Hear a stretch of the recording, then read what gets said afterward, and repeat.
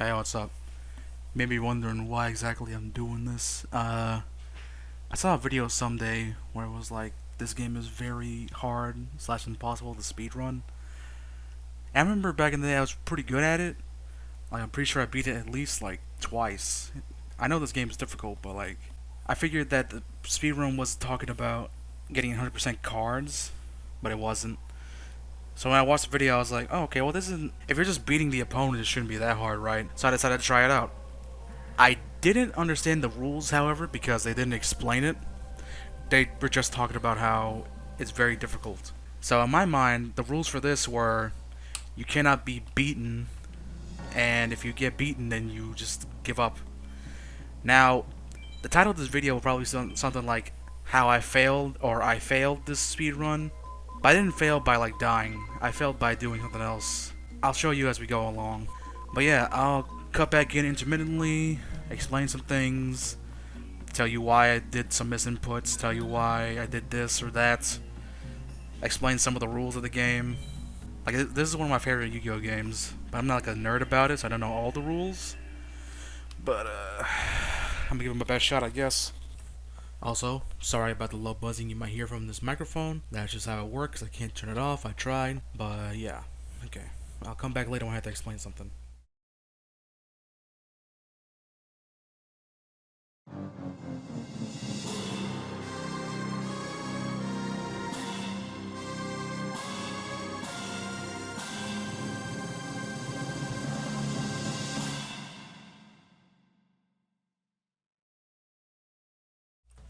Hey, it's me. Knock knock. The one thing I wanted to mention is that you can skip all the enemies before Haishin first by speaking to that guy. He's Simon Moran, but instead I ran away, so I had to fight him. In my head, the rule set was you had to fight everybody except for like the training mode character, so that's what I did. This game is pretty unique when compared to the other Yu-Gi-Oh games. You'll see that very soon. The main gimmick of this game is fusion, which is pretty cool actually. Of course, the way it works is different from the real game, but just watch and you'll see what I mean. It's pretty cool actually.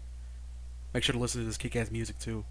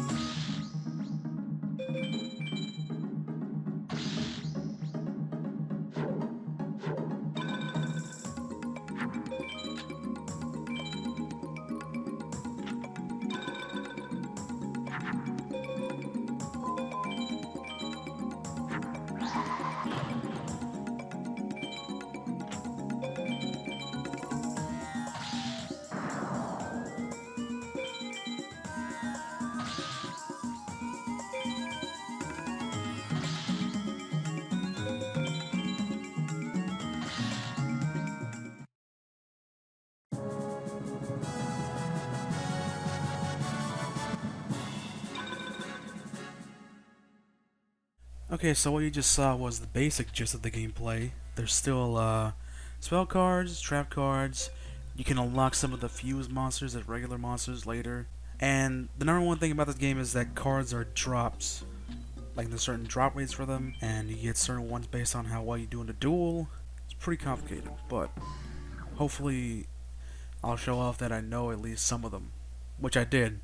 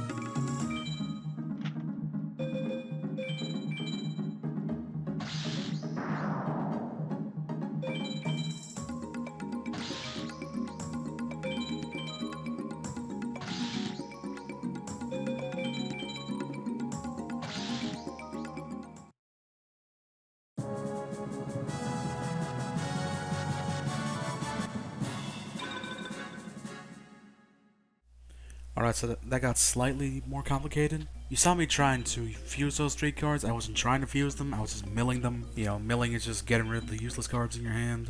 I didn't know about the Hurricane and Ancient Lamp combo to get Lord of the Lamp. And unfortunately, I don't end up remembering it in this gameplay. So that sucks, but we'll see what else I don't remember and do remember.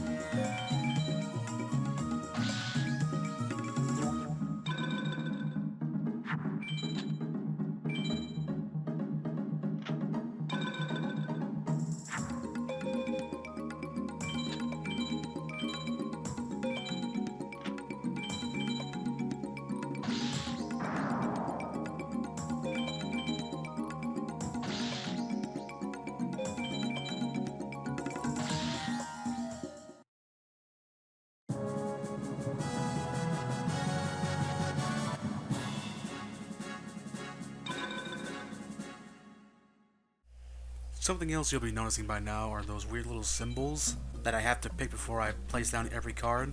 Those are Guardian Stars. Imagine it kind of like Pokemon types. I never pay attention to them, and I don't really care. Like, I've never actually had to worry about them that much. Like, I just pick one at random and just put it down. And whatever happens, happens. They do become more complicated later, but I still don't use them. We'll see how far that gets me.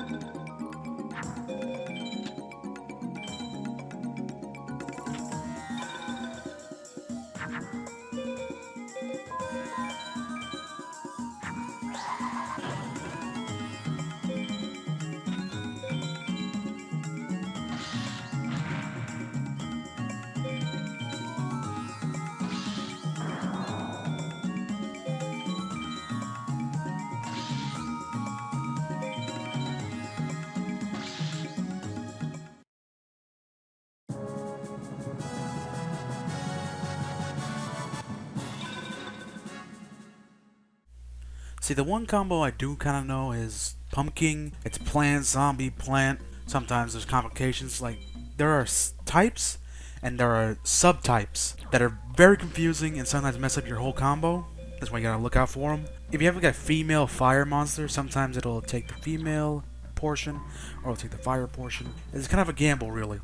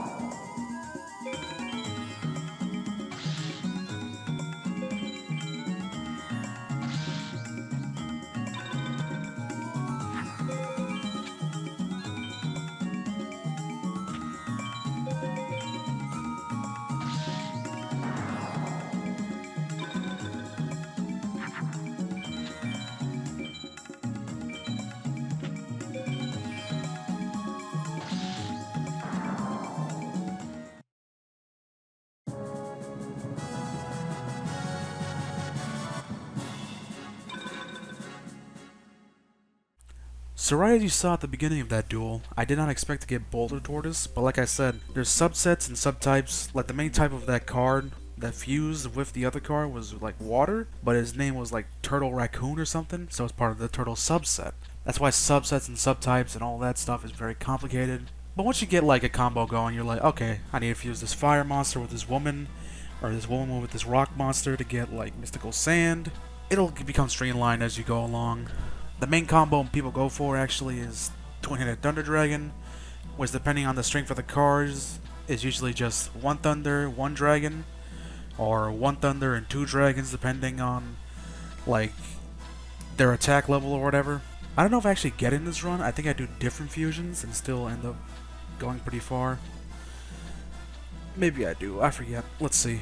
Now obviously he's not the only strat you can use to beat this game, but he's like I think he's considered the most reliable and the most obtainable in terms of how fast you can get like the proper cards you need to create him, and also you can get equip cards to make him even stronger. Equip cards in this game are way better and actually usable, unlike in real life Yu-Gi-Oh! Those things suck.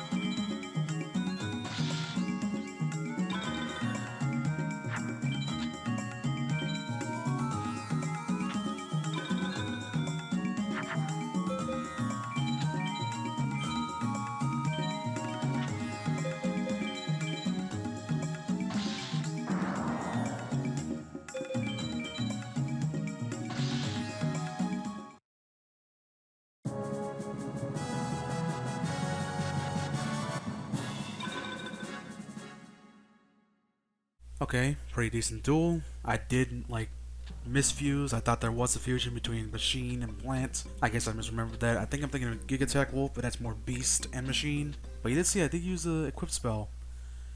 Those raise your attack by up to 500 points each time you use them, so they're pretty good.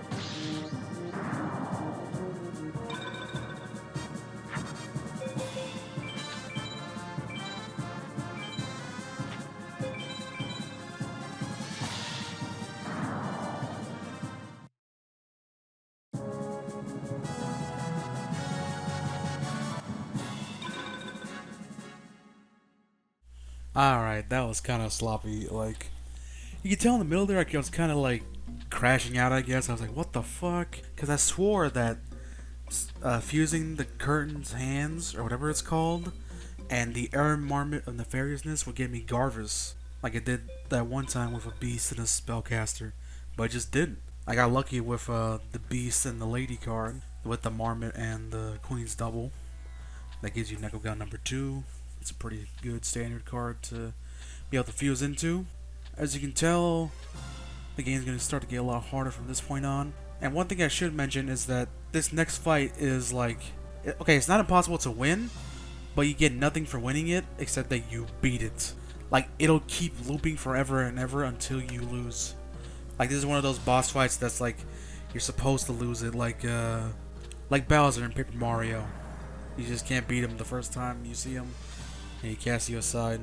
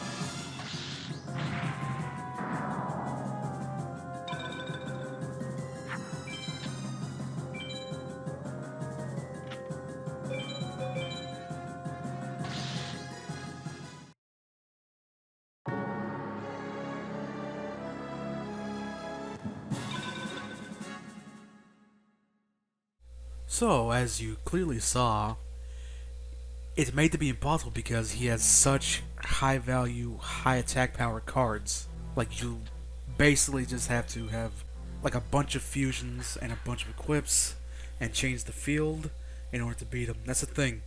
Some of these duelists have field spells already activated when you fight them. That was why his field was like purple. You can also unlock field spells. I had one in my hand that turn, but it wouldn't have done nothing. Field spells are important though, they help increase your attack power even more. It's another 500 point boost. It's like the equips give you 500, the field spell gives you 500. So you can get like a 2000 point boost if you do 3 equips and 1 field spell. Of course, sometimes the field spell will give your opponent more attack points, so it's, you gotta really study up on which cards you need and which cards your opponents have so you don't mess up and give them the easy win. So overall, the main strat is have a high value attack monster that you either just have or you fuse into. Then you can equip it with a bunch of equipped spells, as many as you can, and then you can also activate a field spell, and then you can attack and just beat over any of your opponent's monsters, and also use spells and traps. Of course, you won't really need all these strats until you like go into way later in the game.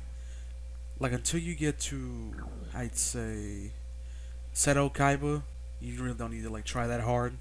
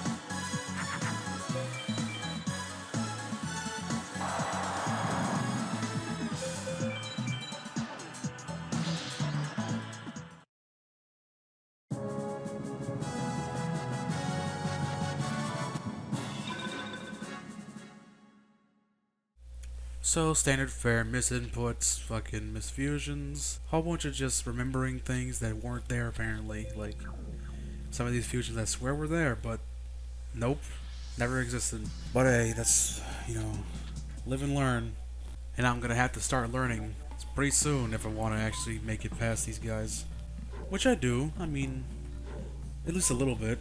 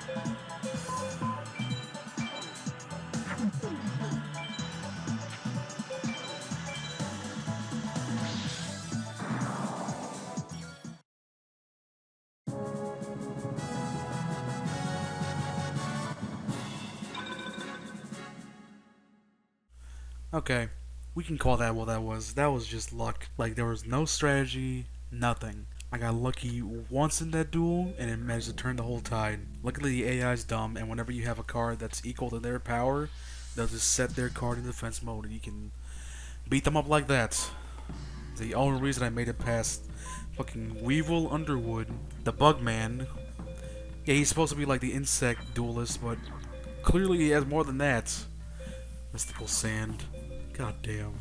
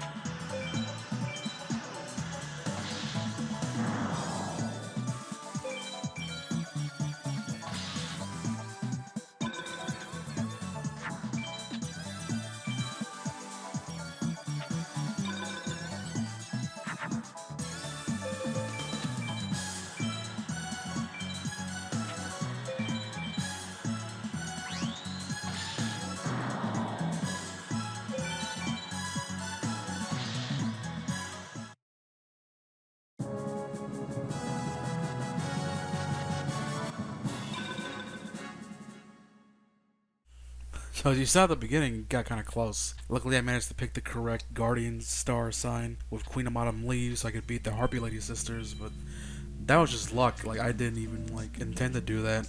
I was saving here because I wanted to check, like, because I see people farm. Apparently that's allowed. So I figured, oh, this would be a good safe spot to farm if I wanted to farm. That is. Also, should be obvious, but you can see by the message previously, I am on emulator, Duck Station. Thinking back on it, I don't really think I should have done that. Just wasted time. I didn't even farm at the end, so it really did waste time.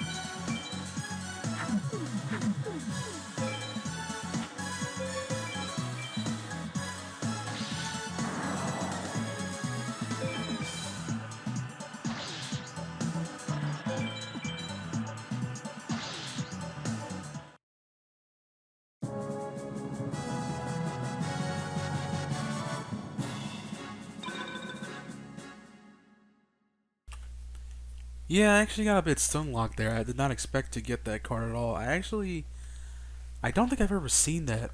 Like I knew it was in this game, but I didn't know how you attain it. I didn't know how you fuse into it. Definitely. Like I did not expect that at all. That's why I was so stun locked.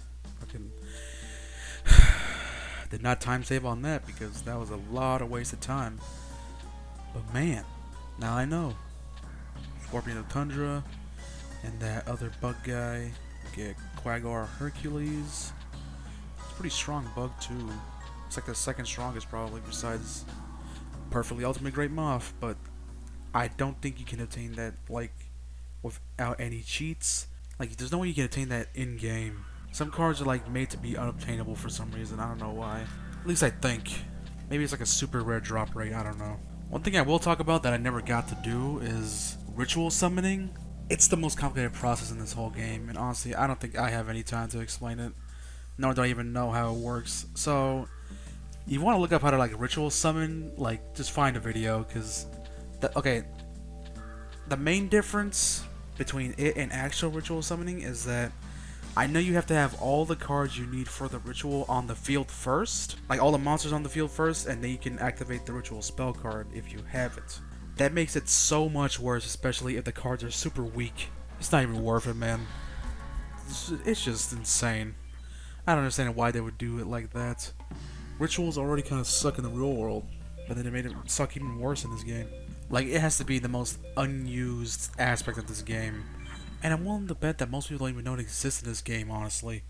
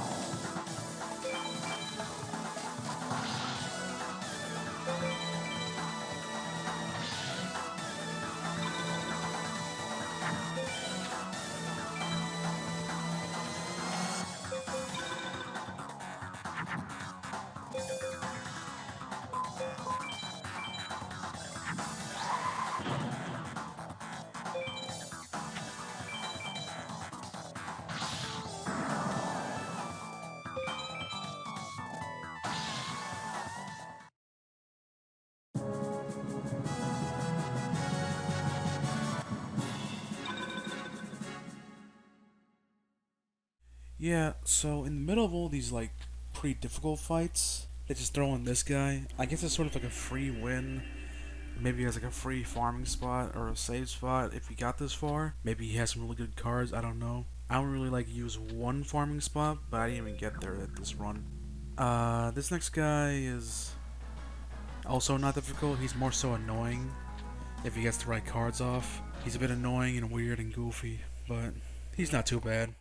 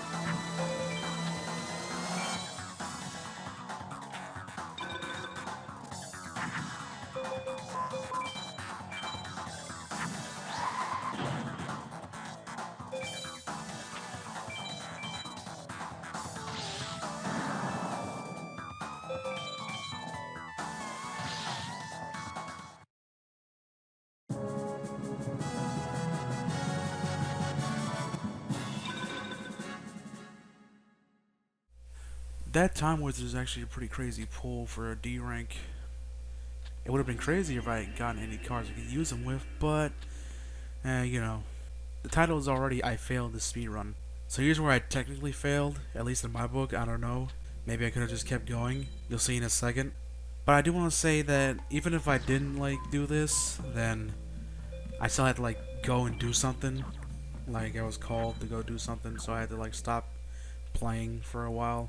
And it took, like, an hour, the thing I had to do. But yeah, here's where I just fuck it up. I just forgot him. I completely forgot Pegasus. He's like the most iconic character, and yet he's not on the list. He's nowhere on that list. You see me looking for him right there, like an idiot. I thought, oh, maybe I mistyped, or maybe misplaced him. Nope, didn't put him at all. And I stand there flabbergasted, like, oh my fucking god, I just ruined this whole thing. I technically could have kept going, but I think in my mind I was like, fuck. It wouldn't be like legitimate because I missed a character. Like I missed a spot. Obviously he's in the recording. That's not what I mean. I mean the time for him wouldn't be recorded. That's why it looks weird.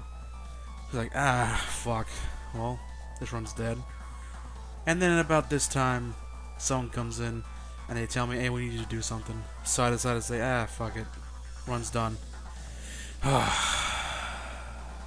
think I did a pretty good job. Like, I obviously fucked up and, you know, missed views and misinputted.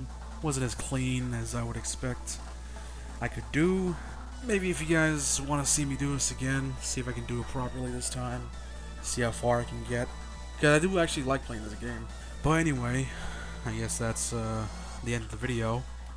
I'll see you guys next time. Same channel, different video. Alright, see ya.